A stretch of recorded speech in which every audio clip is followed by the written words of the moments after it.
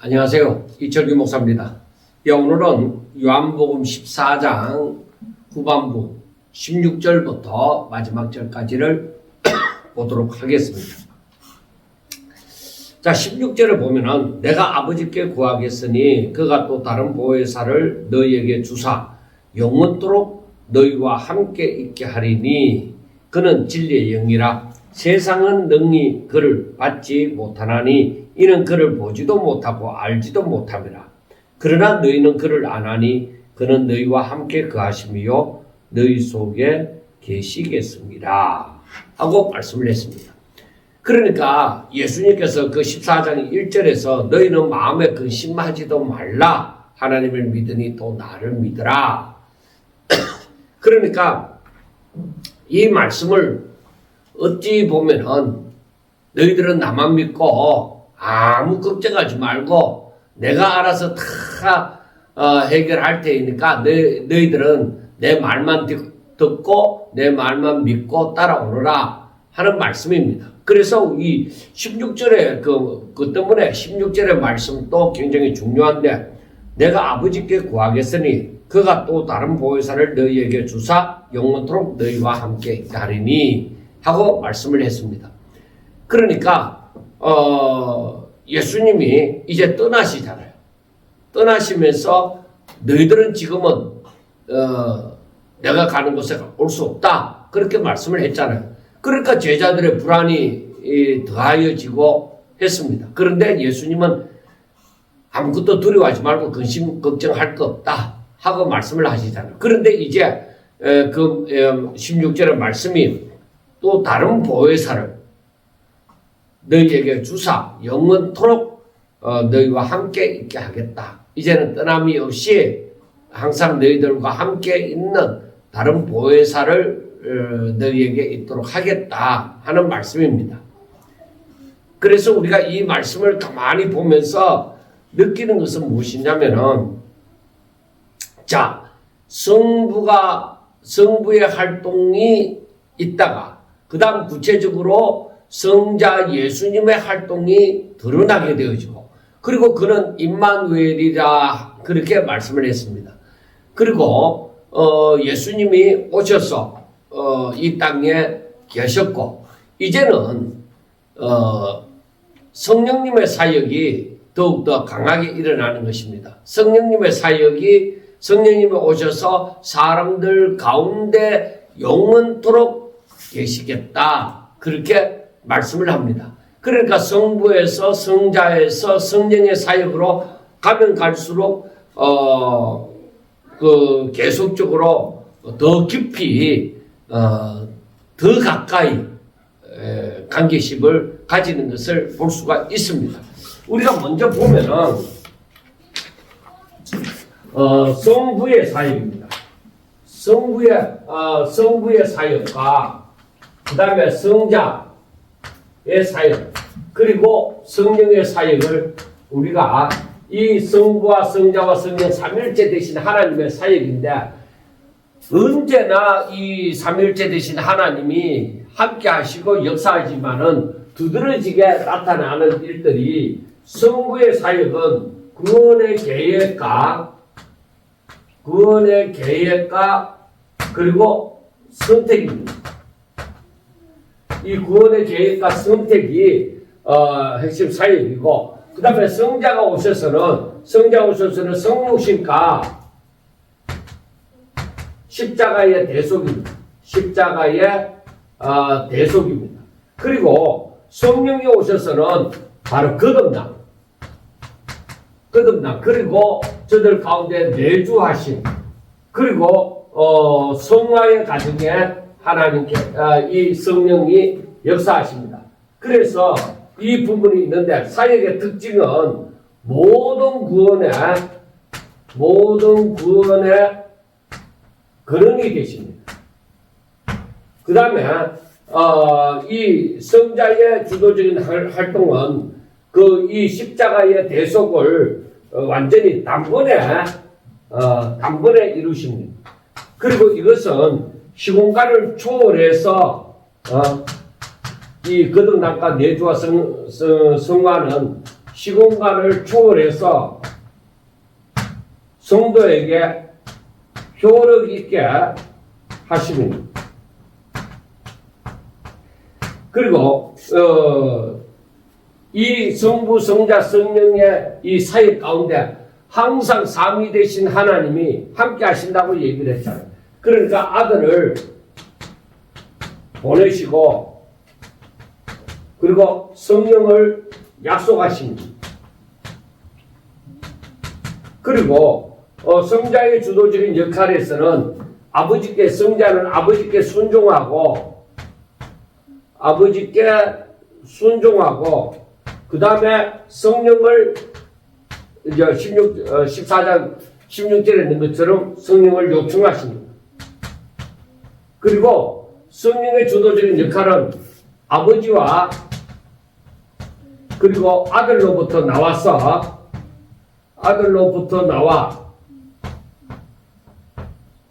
아들의 뜻을 정언합니다.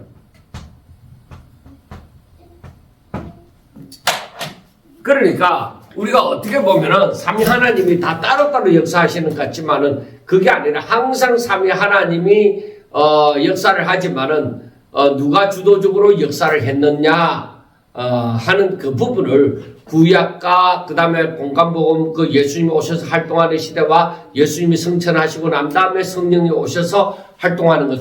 그러니까 항상 삼위 하나님이 함께 역사하시지만은 누가 시대를 따라서 더 주도적으로 역할을 하셨는가 하는 것을 우리는 볼 수가 있습니다. 그러니까 우리가 여기에서 보면은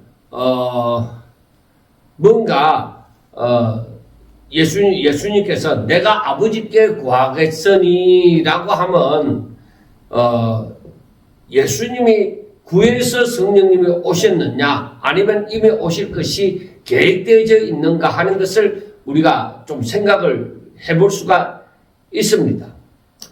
자, 그러면은 내가 아버지께 구하겠으니 하는 게 조금 이상해 봅니다.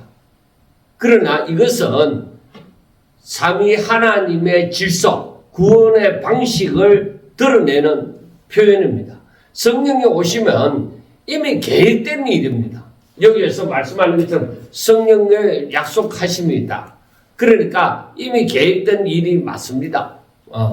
성령 강림은 급히 정한 그런 임시방편의 일이 아닙니다. 하나님의 구원 계획 안에서 예수님의 오심이 이미 정해진 일이라면 성령의 오심도 이미 정해진 일이라는 것을 아셔야만 합니다. 그 다음에 우리가 요엘서 2장에 보아도 뭐요? 내 영을 만민에게 부어주리니 그리고 에스겔서에도 내 영을 너희 속에 두어 그리고 누가복음 24장 49절을 보더라도 아버지께서 약속하신 것을 하고 얘기합니다. 그래서 사도행전 2장에 오순절 날에 성령 강림 사건이 일어나는 것을 알 수가 있습니다. 그래서 성령은 예수님이 갑자기 부탁해서 오신 것이 아니라 하나님께서 원래부터 작정하신 구원의 절정으로 완전한 구원이 가까우면 가까울수록 그 구원의 절정으로 오시는 분이시다 하는 것을 우리가 알아야 할 것입니다. 그런데 왜 예수님께서 그러면은 아버님께 구하겠으니 하고 말씀을 하는가 하는 것입니다. 이거는 계획이 없었다는 뜻이 아니라 계획이 어떻게 집행되었는가를 보여줍니다. 그러니까 예수님이 구하는 것은 중보자로서 구하는 것입니다. 그래서 예수님은 지금 제자들 앞에서 구속을 성취하시는 중보자로 말씀을 하시는 것입니다. 그러니까 예수님께서 십자가에 못 박혀 죽으시고 그리고 다시 살아나사 성천하신 그 이후에 성령이 교회 위에 부어지는 방식은 그리스도의 성취에 근거를 해서 주어진다는 것입니다. 그래서 성경은 성령을 그리스도의 영이라 예수의 영이라고 부르는 것입니다. 그래서 성령은 예수님의 그 구속을 적용하는 분이시기 때문입니다. 자, 우리가 이 14장부터 이제 잘 알아야 되는 것은 이것이 그 제자들에게 있어서는 앞으로 되어질 일, 오늘날에도 지금도 계속되고 있는 일을 말씀을 하고 있는 것입니다. 그러니까 우리가 이 말씀을 가만히 보면서 뭔가 하나님이 우리에게 더 가까이 접근해 오시는 것을 느낄 수 있습니다. 성부 하나님은 하나님의 계획이 이렇게 여기에서 보는 것처럼 구원의 계획이 이렇게 전부 다 이루어져 가기 시작하는 그 부분을 보여주십니다.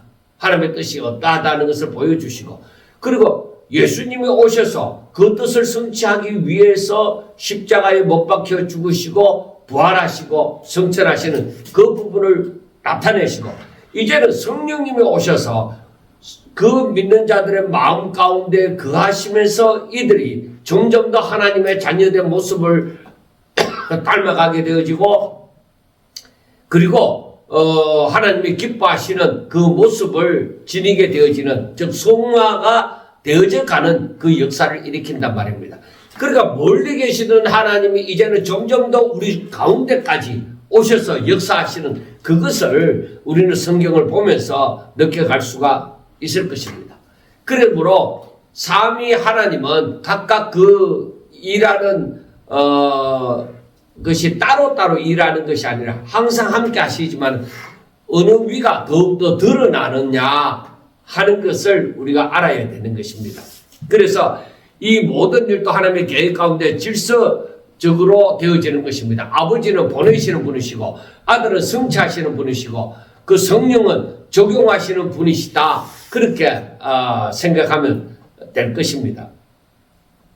그래서 예수님이 지금 구하신다 이러면 아버지가 더 높이 보이는 그러한, 이제 뒤에도 나오겠지만 더 높이 보이는 그러한 생각이 들어갈 것입니다. 그러니까 예수님이 구하시는 것은 자신이 낮아져서 인간의 육신의 몸을 입고 이 순종의 자리에서 아버지의 뜻을 완성하는 입장에 있기 때문에 지금 예수님이 아버지께 구하시는 그런 질서를 보여주시는 것입니다. 예수님의 능력이 아버지보다 못하기 때문에 그런 것은 아니라는 것을 우리가 알아야 될 것입니다. 자, 그러면은 우리가 성부시대, 성자시대, 성령시대라고 흔히 말을 합니다. 그러나 이것은 설명으로는 얼마든지 도움이 되어지지만은 오해를 하면 안 됩니다. 그러니까 성부, 성자, 성령 세 시대처럼 세 가지 시대처럼 하나님이 바뀌는 것이 아닙니다. 삼위 하나님은 항상, 제가 계속 얘기하지만 삼위 하나님은 계속적으로 항상 함께 일을 하십니다.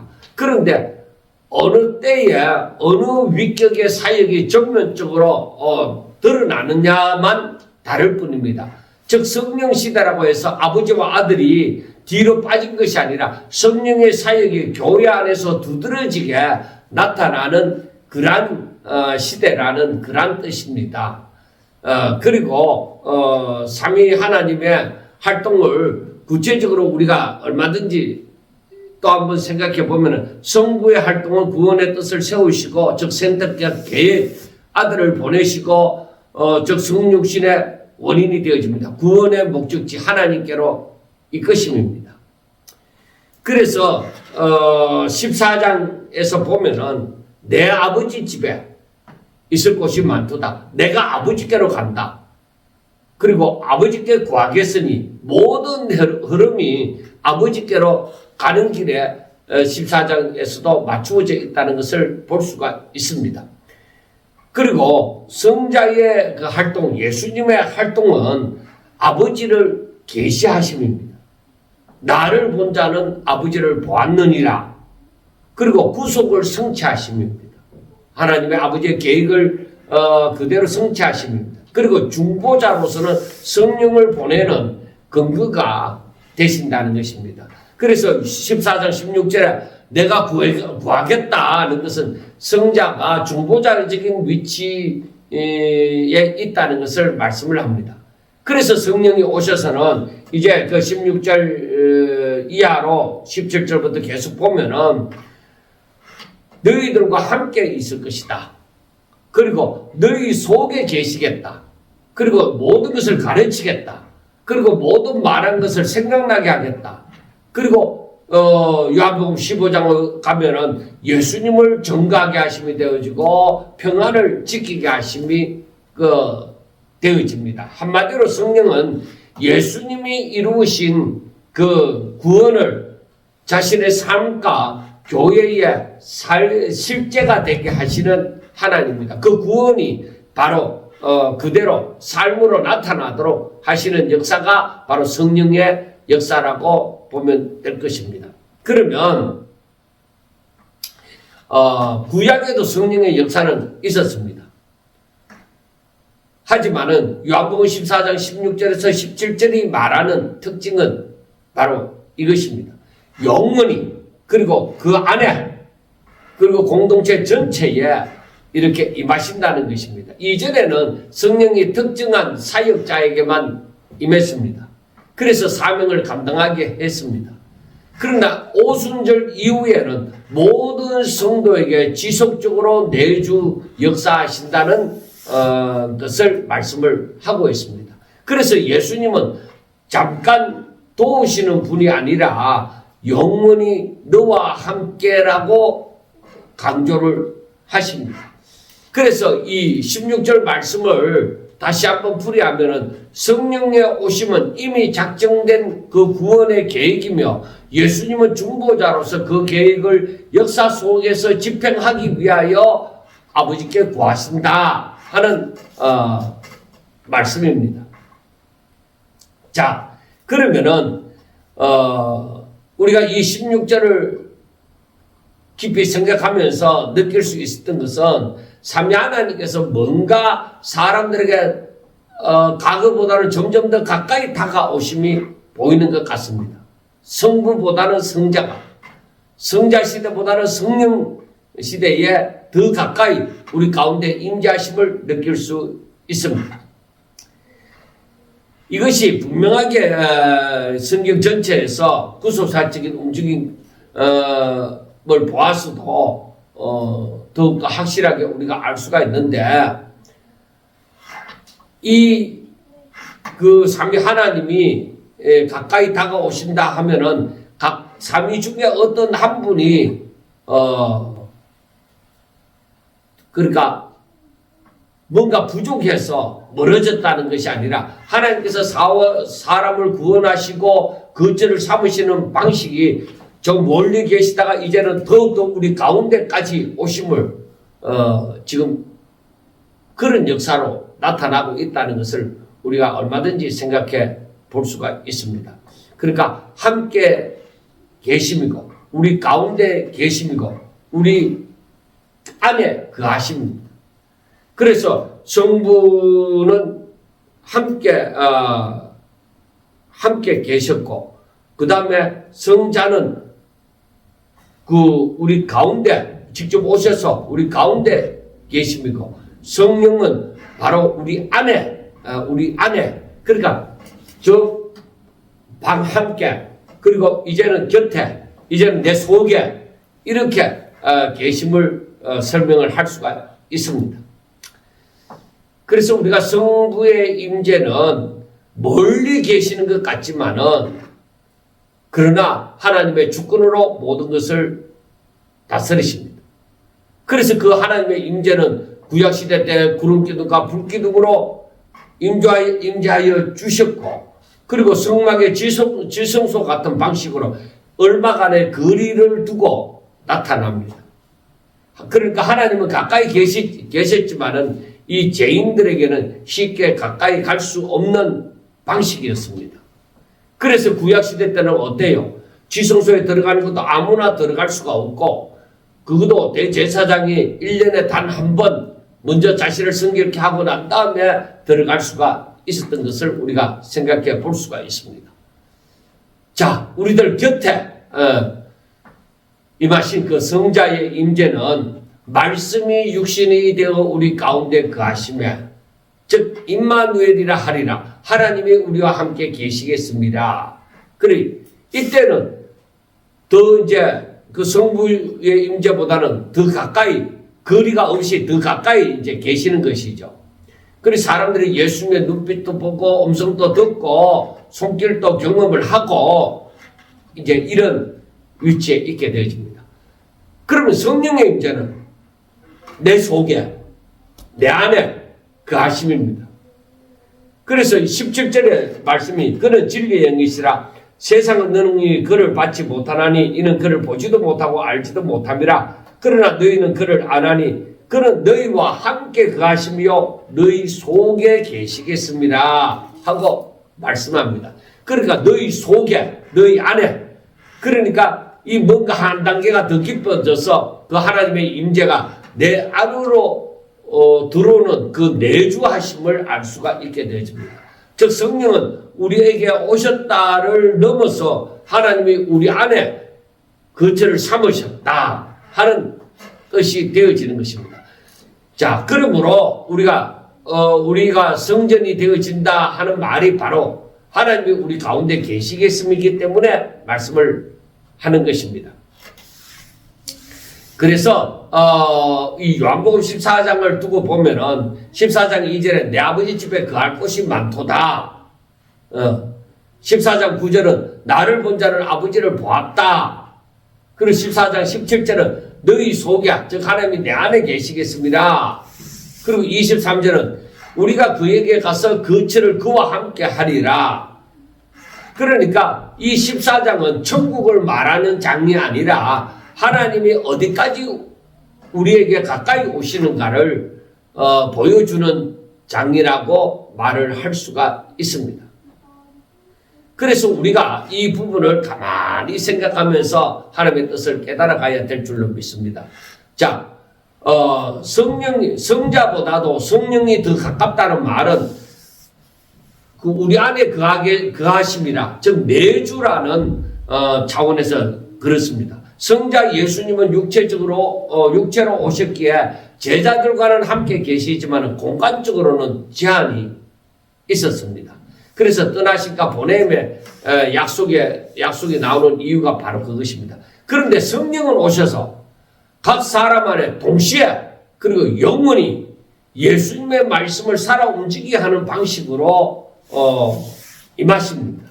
그래서 즉 가까움의 최종 깊이는 내 안에 내 가운데 그 내주를 말씀을 합니다. 그래서 하나님은 결국에는 성령으로 말미암아 하나님께서 내 안에 계신다는 것을 말씀을 해주고 있습니다.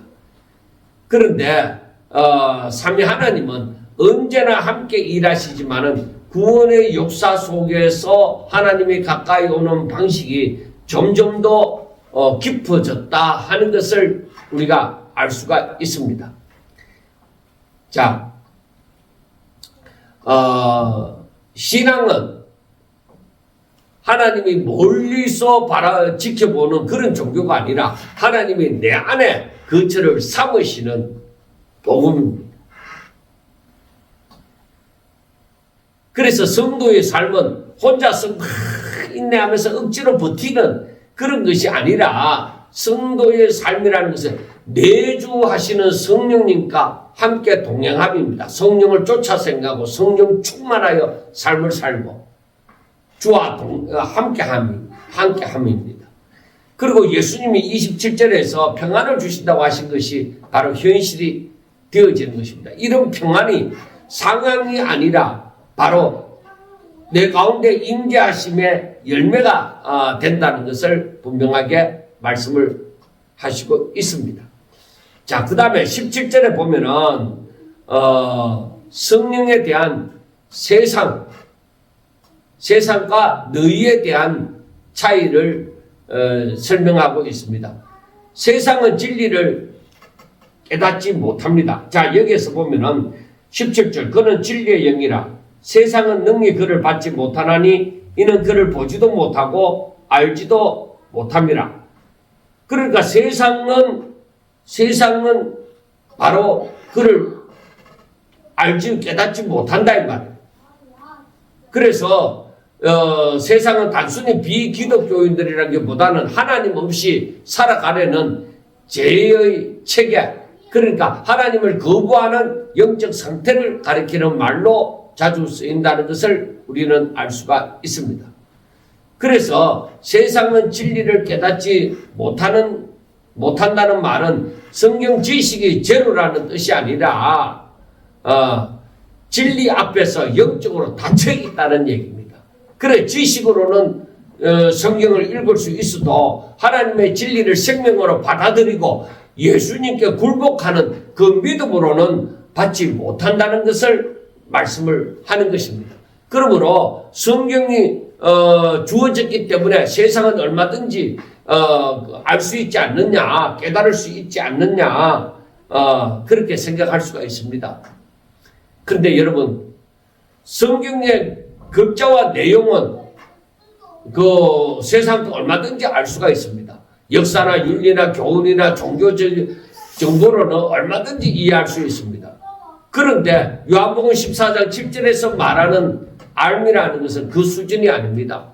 성경이 말하는 안다라는 것은 관계적인 알미입니다. 정보를 말하는 것이 아니라 인격적으로 알고 믿고 사랑하고 따르는 것에 맞습니다. 세상도 성경 내용을 알 수가 있습니다. 그러나 그 성경이 증언하는 예수님을 주로 고백하는 그런 알면 불가능하다는 말입니다. 그리고 세상이 받지 못한다 하는 것은 그를 보지도 못하고 알지도 못함이라 하는 말씀은 받지 못한다는 것은 바로 이 세상은 단순히 싫어서 안 받는다는 말이 아니라 영적으로 무능함으로 즉 죄로 인하여 불능임으로 안 받는다, 능히 받지 못한다는 말입니다. 왜냐하면 성령은 눈에 보이는 대상처럼 관찰할 수 있는 분이 아니십니다. 하나님의 영이십니다. 죄인이 자기의 힘으로 통제해서 소유할 수 있는 그러한 분도 아니기 때문입니다. 그래서 세상은 능히 그를 받지 못하나니 하는 것은 성령을 모셔오는 행위가 아니라 성령이 들어오시는 그 은혜입니다. 성령은 사람이 잡아당겨서 받는 분이 아니라 하나님이 주권적으로 주는 선물이라는 것을 알아야 됩니다.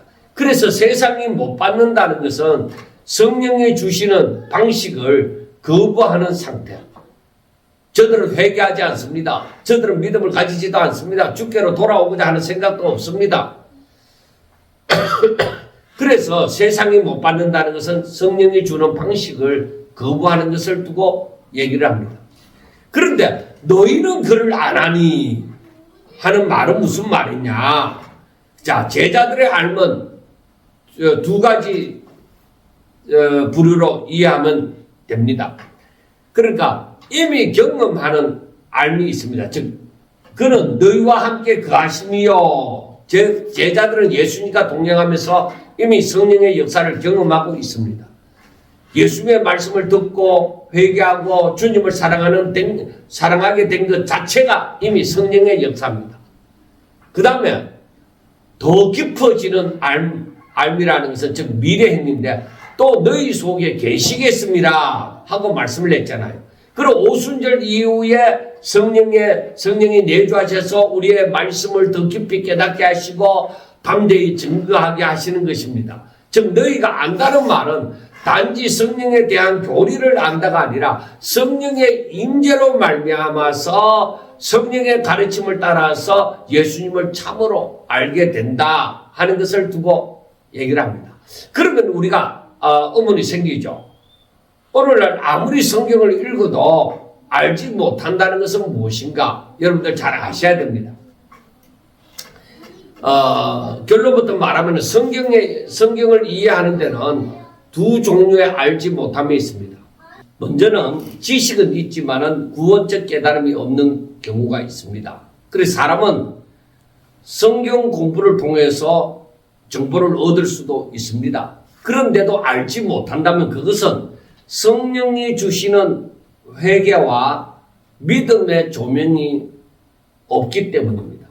그러니까 성경을 지식으로만 알고 그리고 이 성경을 잘못 깨달아서 자기 의의를 붙들고 예수님께 굴복하지 않는 상태를 말합니다. 이럴 때는 성경을 아무리 많이 읽어도 영혼이 변화되지 않는 상태가 됩니다. 나중에도 얘기하겠지만은 이런 사람들은 율법주의자와 비슷합니다. 그 다음에 성령은 계시지만은 순종이 막혀서 더 깊은 깨달음이 막히는 경우가 있습니다. 이건 신자에게도 가능합니다. 성령이 내주하셔도 자기 고집과 그리고 죄와 타협하고 마음이 완고하고 순종을 하지 않는다면은 순종을 회피한다면은 말씀이 살아 움직여도 그 사람이 닫아버리는 것이 생깁니다. 그래서 신자들 가운데서도 이렇게 말을 하죠. 읽는데도 마음에 깨달음이 없습니다. 도통 모르겠습니다 하는 사람들도 있습니다. 이런 사람들은 지성이 부족해서가 아니라 마음이 굳어져 있기 때문입니다. 결국 함께 거하신다. 너희 속에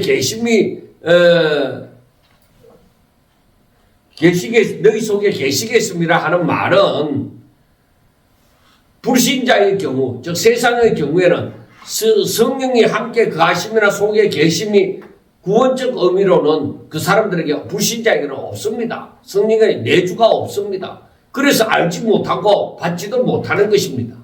그러면 신자의 경우는 성령은 분명히 내주하십니다. 그런데도 말씀의 빛 가운데 깊이 들어가지 못하는 때가 있습니다. 그 이유가 무엇이냐? 대개 순종이 막히고 회개가 되지 않거나 그 다음에 마음의 걱정, 근심, 염려 이런 것 때문에 더 깊이 말씀을 깨달을 수가 없는 것입니다.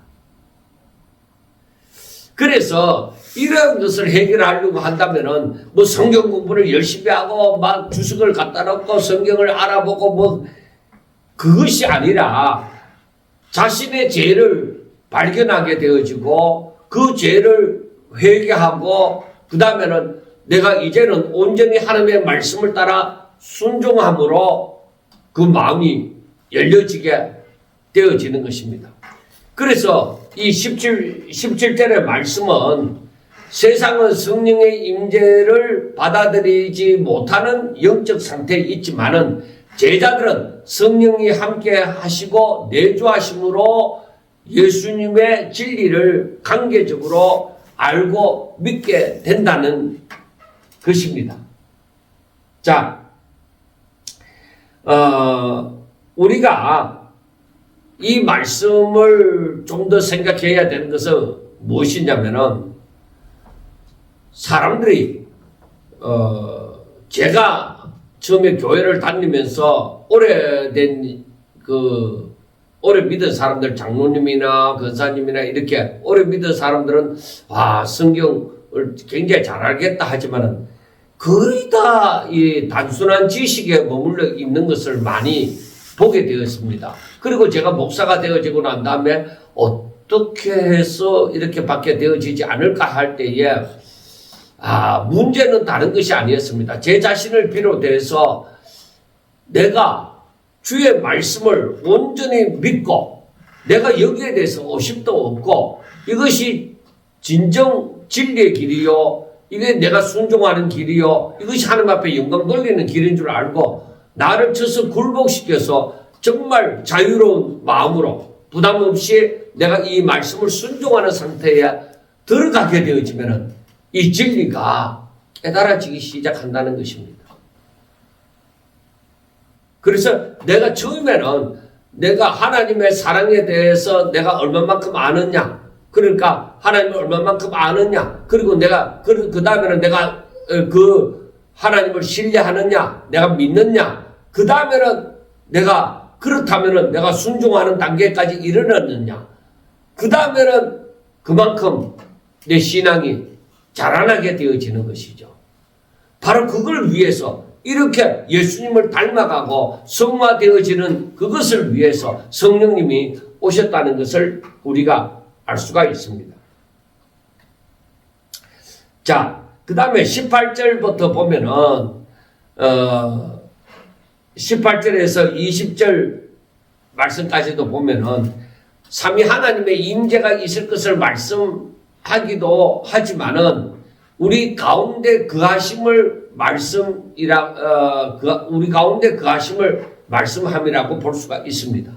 그러므로 세상은 알지 못합니다. 그 이유가 저들은 죽은 자로 살고 저들은 영생을 얻은 자로 삶으로 여기에서 보면은 세상은 알지 못하는데 그 이유가 저들은 죽은 자로 산다는 겁니다. 그런데 우리는 영생을 얻은 자로 사는 것입니다. 그래서 과와 같이 버려두지 아니하고 너희에게로 오리라고 하심은 그 하나님의 사랑을 나타내심이라고도 볼 수가 있습니다. 자, 세상은 여기서 보면 내가 너희를 과와 같이 버려두지 아니하고 너희에게로 오리라. 조금 있으면 세상은 다시 나를 보지 못할 것이로되 너희는 나를 보리니 이는 내가 살아있고 너희도 살아있겠습니다 하고 말씀을 합니다. 여기서 세상은 영적으로 죽어있기 때문에 예수님의 그 생명을 보지 못합니다. 반면에 너희는 예수님의 그 부활 생명에 참여하기 때문에 산자로서 본다는 것입니다. 차이는 무엇이냐? 정보가 아니라 생명입니다. 너희 안에 예수님의 생명이 있느냐 없느냐는 것입니다. 여러분, 세상도 예수님에 대한 소문을 듣습니다. 그러나 내가 살았고 너희도 살겠습니다 하는 그 세계는 성령으로 살아난 자만이 알아듣는 세계입니다. 그래서 세상은 죽은 상태로 살다 보니까 이 성령을 보지 못합니다.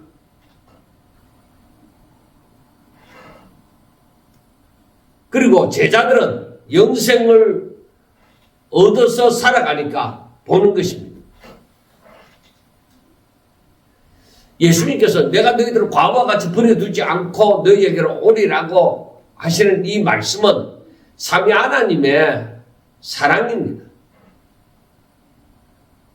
여기서 과는 단순히 외로움의 감정이 아니라 보호자도 없고 인도자도 없고 미래도 없음과 같은 아주 바닥의 상태를 뜻하는 것입니다. 그런데 예수님은 그 상황 다 알고 있습니다. 예수님이 떠나시면은 제자들이 불안해지고 세상은 또 핍박할 것이고 믿음은 흔들릴 것이고 그래서 주님께서 하시는 말씀이 너희는 근심하지 마라. 나만 믿어라. 내가 떠나도 내가 너희를 과와 같이 버려두지 않는다. 그 말은 함께 합니다 하는 말씀이잖아요. 그러니까 이 말은 복음이 되어지고 사랑과 보호하심의 그 선언이 되어지는 것입니다. 자, 그 다음에 우리가 18절과 20절을 가만히 보면서 느끼는 것은 이것은 삼위 하나님의 임재입니다. 다만 이 오심이 하나만이 아니라 겹쳐진 의미, 복합적인 성취로 볼 수 있습니다. 첫째, 부활로 오십니다. 너희는 나를 보리니 19절에 너희는 나를 보리니 라는 말씀은 우선적으로 예수님이 부활 후에 제자들이 주님을 다시 보게 될 것을 포함합니다. 그 다음에 요한복음 14장 16절과 17절과 18절은 연결되어져 있는 말씀입니다. 성령의 오심은 예수님이 너희에게로 오시는 방식입니다. 즉 예수님이 눈앞에 계시지 않아도 성령으로 말미암아 주의 임재가 지속이 되어진다는 것입니다. 그러니까 먼저 얘기를 했잖아요. 삼위 하나님은 항상 역사하신다. 그 누가 어느 위가 주도적이냐 하는 것을 드러낼 뿐이라고 얘기를 했잖아요. 여러분들이 오늘 말씀이 조금 어렵게만 들려지더라도 성령으로 말미암아서 성부, 성자, 성령이 함께 역사하신다, 우리 가운데 거하신다 하는 것으로 이해하면 될 것입니다. 그리고 요한복음은 현재적인 임재와 그리고 미래의 그 구원의 완성을 함께 품는 경우가 많습니다. 그러므로 이 약속은 마지막 날의 그 완성까지 보는 것입니다. 하지만 요한복음 14장에서 강조점은 분명합니다. 지금 이 땅에서 과처럼 부려두지 않는다는 것입니다. 내주하는 임재가 분명히 있다는 것입니다. 예수님이 떠나시고 난 다음에 성령이 오셔서 그 성령으로 말미암아 그 예수님께서 그 가운데 거하시겠다, 우리와 함께 하신다 하는 말씀이 바로 핵심이 되어집니다. 자, 20절 말씀에 보면은 그날에는 내가 아버지 안에 너희가 내 안에 내가 너희 안에 있는 것을 너희가 알리라 하고 말씀을 합니다. 그러니까 그날은 바로 단지 달력의 하루가 아니라 부활, 성천, 그 다음에 성령 강림 이후에 열리는 새 시대를 말합니다. 자, 그러니까 단순하게 옆에 계심이 아니라 안에 계심으로 들어갑니다. 이제는. 그래서 18절에 너희에게로 오리라는 그 사랑이 20절에서는 연합되어지는 현실로 나타납니다. 자, 그러면은 세상은 죽은 상태로 살기 때문에 그 임재를, 성령의 임재를 알지 못하고 그 가운데 성자와 성부의 그 임재를 알지 보지도 못하지만은 주님은 영생을 받은 자들을, 즉 주님을 믿는 사람들을 과처럼 버려두지 아니하시고 성령으로 찾아오셔서 우리 가운데 더 깊이는 우리 안에 거하신다 하는 말씀입니다. 그래서 우리가 알아야 되는 것은 이제 21절부터 이제 또 보면은 더 깊어집니다. 이 임재가 단순한 어떤 감정상의 문제가 아니라 삶의 방향, 순종을 낳는 실제다 이 말이에요. 임재가. 하나님의 임재는 우리에게 순종을 낳게 되어집니다. 그러니까 18절과 20절 말씀이 21절과 24절로 이어지는 것인데 하나님의 임재에서 그 임재에서 사랑을 느끼고 되어지고 그 사랑을 더욱더 느끼면 느낄수록 순종하게 되어지고 그리고 순종함으로 하나님께서 우리 안에 거처를 삼으신다. 그렇게 생각을 해볼 수가 있습니다. 자, 20절.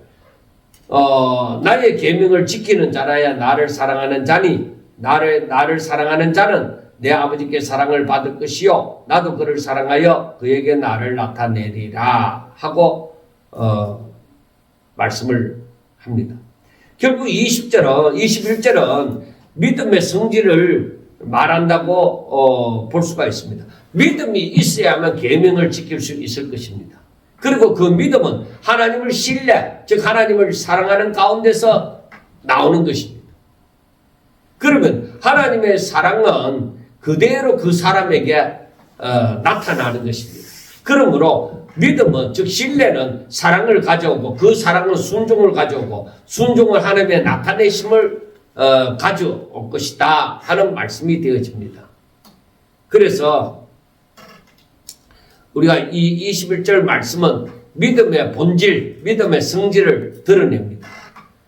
여기서 예수님은 단순하게 착하게 살아라가 아닙니다.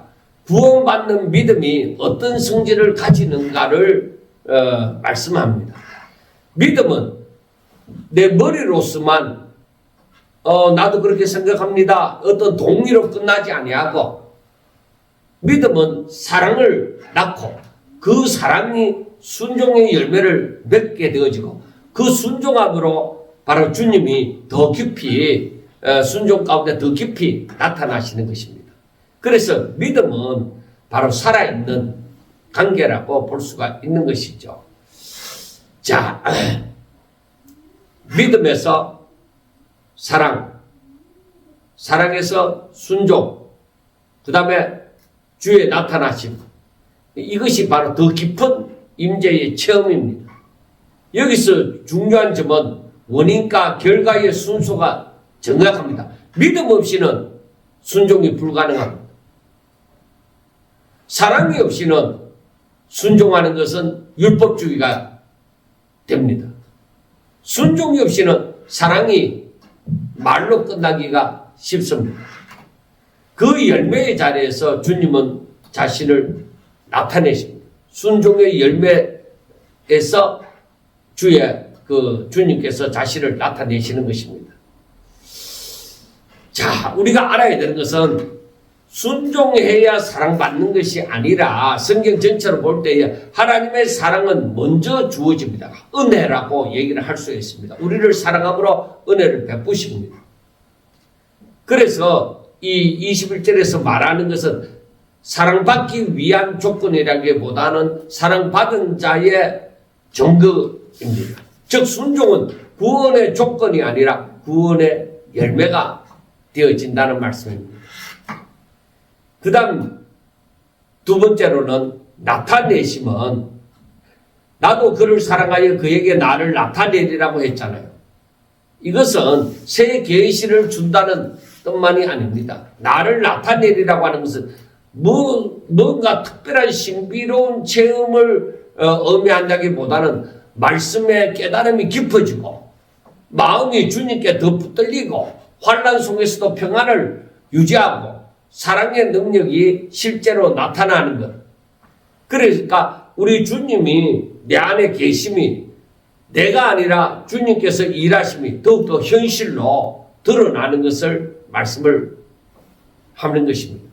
그래서 하나님의 사랑이 먼저 믿음을 낳고 그 믿음이 또한 사랑과 순종을 낳는다고 얘기를 할 수가 있습니다.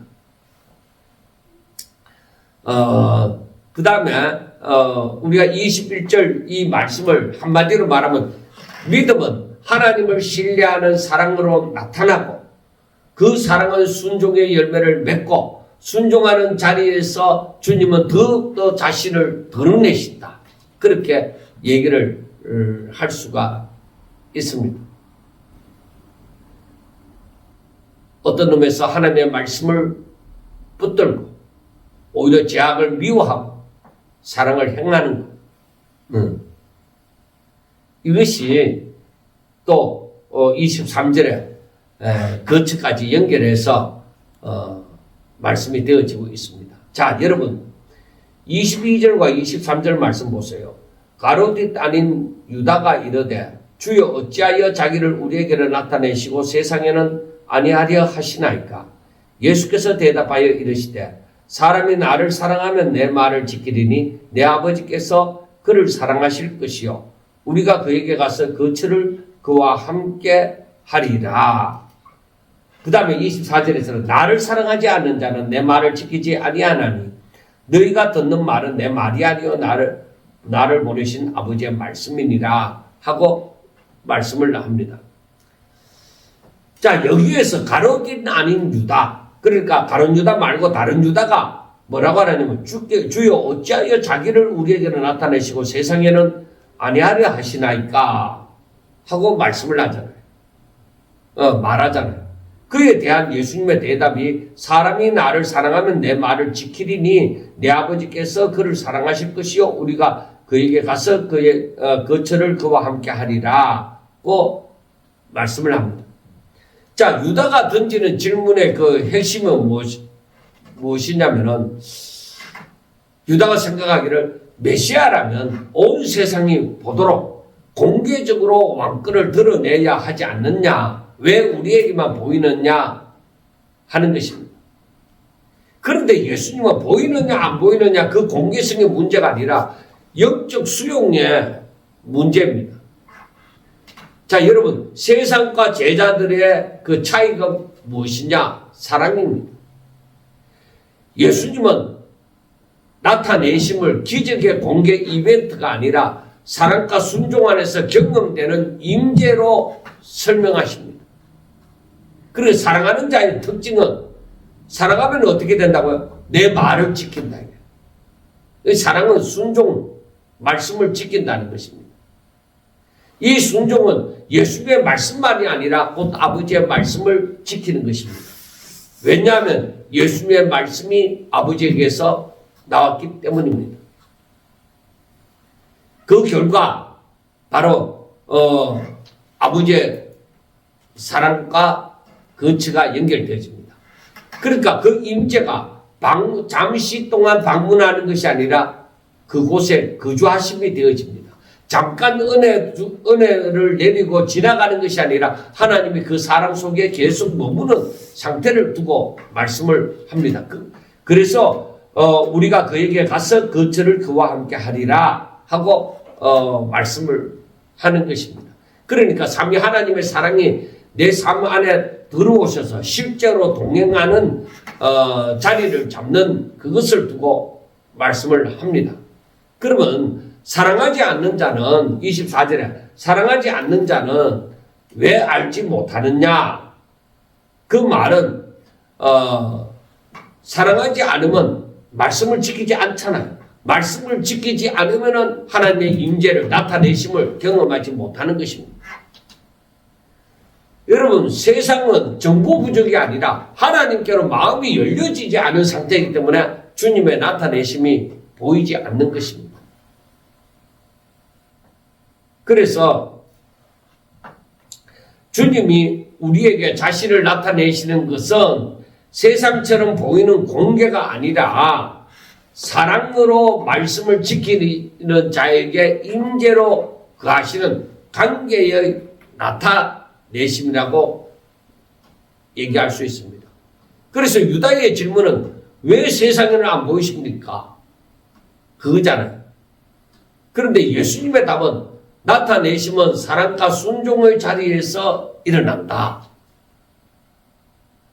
사랑과 순종이 없기 때문에 세상은 안 보이는 것이다.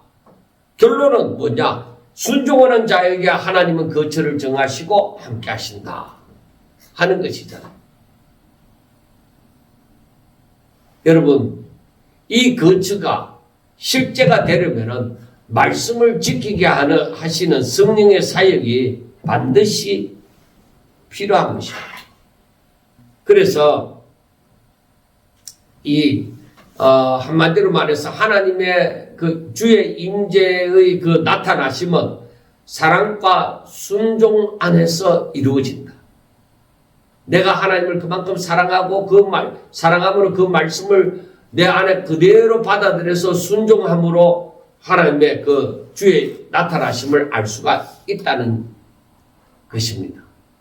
자, 그 다음 25절부터 이제 계속적으로 볼 터인데 제가 이 부분을 24절까지로 해서 한 부분 설교하고 25절부터는 또 이어서 또 설교를 할지 지금 잘 모르겠습니다. 일단 25절부터도 계속 보도록 하겠습니다. 자, 내가 아직 너희와 함께 있어서 이 말을 너희에게 하였거니와 보혜사 곧 아버지께서 내 이름으로 보내실 성령 그가 너희에게 모든 것을 가르치고 내가 너희에게 말한 모든 것을 생각나게 하시리라. 자, 예수님은 지금 제자들과 함께 계실 때에 장차 올 혼란과 두려움을 아시고 미리 준비시키는 것입니다. 그러니까 떠나심이 끝이 아니다. 떠나심 이후에 더 깊은 임재, 즉 성령의 내주가 시작된다는 것을 말씀을 하고 있습니다. 그러니까 여기에서 이 25절과 26절 말씀에서 바로 거처 바로 24절에서 23절에서 우리가 그에게 가서 거처를 그와 함께 하리라 하는 그 거처가 25절과 26절에서 현실로 되어지는 것입니다. 예수님의 말씀은 떠나기 전에 마지막 유언이 아닙니다. 그러니까 여기에서 내가 아직 너희와 함께 있어서 이 말을 너희에게 하였거니와, 이것은 예수님은 지금 제자들과 함께 계실 때 이 장차 다가올 그 환난이나 두려움에 대비해서 지금 준비시키는 겁니다. 그래 떠나시면 끝이 아니다. 내가 떠난 다음에 더 깊이 너희들 가운데 내주한다. 더 깊은 임재가 있다 하는 것을 얘기를 합니다. 그래서 성령은 예수님의 대리인이 아니라 삼위 하나님의 임재로 오시는 것입니다. 그 보혜사 곧 아버지께서 내 이름으로 보내실 성령하고 여기서 분명히 삼위의 하나님의 그 질서가 드러납니다. 아버지께서 보내시죠. 그리고 내 이름으로, 즉 예수님의 구속 성체를 근거로 예수님의 근위 안에서 오시죠. 그 다음에 이제 성령이 오십니다. 그래서 아버지께서 보내시고 내 이름으로 성령이 오신다 이 말이에요. 그러니까 예수님의 빈자리를 채워주는 그런 도움이 아니라 예수님의 임재를 계속적으로 실제적으로 계속 이어가는 누리게 하시는 하나님이십니다. 그래서 그 성령이 오셔서는 우리에게 어떤 역할을 하느냐, 26절에도 나와져 있는 것처럼 우리에게 가르치고 생각나게 하시리라 하는 것입니다. 그래서 가르치시면 말씀이 뜻만이 아니라 빛이 되게 하십니다. 생각나게 하시면 필요한 순간에 말씀이 살아서 작동하게 하시는 것입니다. 그 결과 순종이 가능해지는 것이죠. 그래서 내 어떤 감정으로 사는 것이 아니라 하나님의 능력으로, 주의 능력으로 살게 하시는 것입니다. 그래서 제가 평상시에 늘 말씀을 하죠. 내 능력으로 살려고 하지 마라. 하나님의 능력으로 살려고 해라. 바로 그겁니다. 그래서 우리가 주의 말씀을 지킨다는 것은 내 의지를 나타내는 것이 아니라 바로 성령의 내주가 만들어내는 열매입니다. 그래서 성령이 오시면, 그리고 내가 하나님의 말씀을 따라 하나님의 뜻을 깨닫고, 그래서 하나님의 은혜에 대해서 감사하고 더욱더 그 하나님을 사랑하고 내가 순종하게 되어지면은 하나님의 임재가 나타나게 되어지잖아요. 그래서 성령은 우리들에게 자꾸만 주의 가르치심을 또 예수님이 말씀하시면 하나님께서 말씀하심이라고 했잖아요. 그래서 더욱더 이 하나님의 말씀을 생각나게 하고 그것을 순종하게 하고 그래야 하나님이 기뻐하시고 그 가운데 임재하시는 그 역사를 하는 것입니다. 그래서 마지막에는 어떻게 되느냐? 27절 평안을 너희에게 끼치노니 곧 나의 평안을 너희에게 주노라. 내가 너희에게 주는 것은 세상이 주는 것과 같지 아니하리라. 너희는 마음에 근심하지도 말고 두려워하지도 말라고 얘기를 했습니다. 그러니까 예수님이 주시는 그 평안은 임재에서 오는 평안입니다. 주님께서 나와 함께 계신다. 내 안에 성령님이 내주하신다. 하나님의 말씀이 나를 붙들고 있다. 그래서 근심과 두려움이 사라진다. 이것보다는 그걸 이길 평안이 내게 있다는 것입니다. 사라지는 것이 아니라 바로 이길 힘이 생기는 그 평안이 있다는 것입니다. 세상은 조건이 흔들리면 평안이 무너집니다. 그런데 주님의 평안은 조건이 흔들려도 나의 내면을 지키는 평안입니다. 세상이 어떻게 달라지고 변화되어도 그 평안은 내게 있다는 것입니다. 28절에 보면은 내가 갔다가 너희에게로 온다 하는 말을 너희가 들었나니 나를 사랑하였더라면은 내가 아버지께로 감을 기뻐하였으리라. 아버지는 나보다 크십니다. 하고 말씀을 했습니다. 제자들은 예수님이 떠나심이 상실로만 보았습니다. 하지만 예수님은 떠나심이 오히려 십자가를 성취하시고 부활의 승리를 가지시고 또 아버지께로 가심, 즉 영광을 받으심이 되어지고 또 영광 돌리심이 되어지고 그리고 성령을 보내시는 길이 열려지는 것입니다. 그렇기 때문에 진짜 사랑이라면은 기뻐할 이유가 있는 것입니다. 우리가 이것을 믿는다면. 그래서 나를 사랑하였더라면 내가 아버지께로 감을 기뻐하였으리라. 그래서 여기에서 말씀을 하잖아요. 아버지는 나보다 크십니다. 삼위 하나님이 다 동일하신데 그 모든 능력이나 모든 것이 다 같으신데 왜 아버지는 나보다 크심이냐라고 얘기하느냐. 예수님이 지금 육신을 입고 낮은 자의 입장에서 중보자의 입장에서 말을 하기 때문에 아버지는 나보다 크시다. 그렇게 말씀을 하는 것입니다. 자, 29절. 이제 일이 일어나기 전에 너희에게 말한 것은 일이 일어날 때 너희로 믿게 하려 함이라. 그러니까 떠나심은 패배가 아니다. 내가 떠나는 것은 패배가 아니다. 나중에 너희들이 일이 다 이루어질 때에 너희로 하여금 더욱더 예수님을 메시아로 믿게 되어지는 그 믿음을 더욱더 돈독하게 하려 합니다. 는 말씀입니다.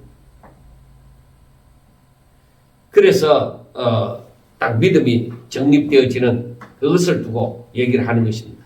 그 다음 30절부터 보면은 이후에는 내가 너희와 말을 많이 하지 아니하리니 이 세상 임금이 오시겠습니다. 그러나 그는 내게 관계할 것이 없으니 오직 내가 아버지를 사랑하는 것과 아버지께서 명령하신 대로 행하는 것을 세상이 알게 하려 함이로라. 일어나라 여기를 떠나자 하시니라. 자, 여기에서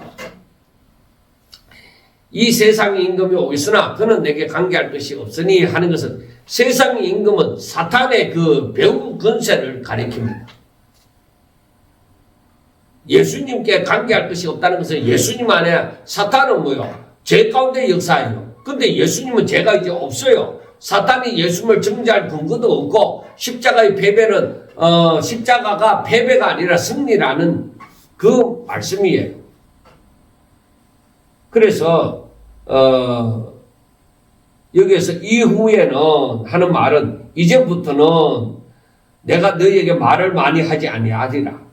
즉 이것은 14장 전체를 말씀하신 이후에 이제부터는 곧바로 십자가 사건으로 넘어가니까 말이 필요 없고 실제 현실이 보여지는 것이죠.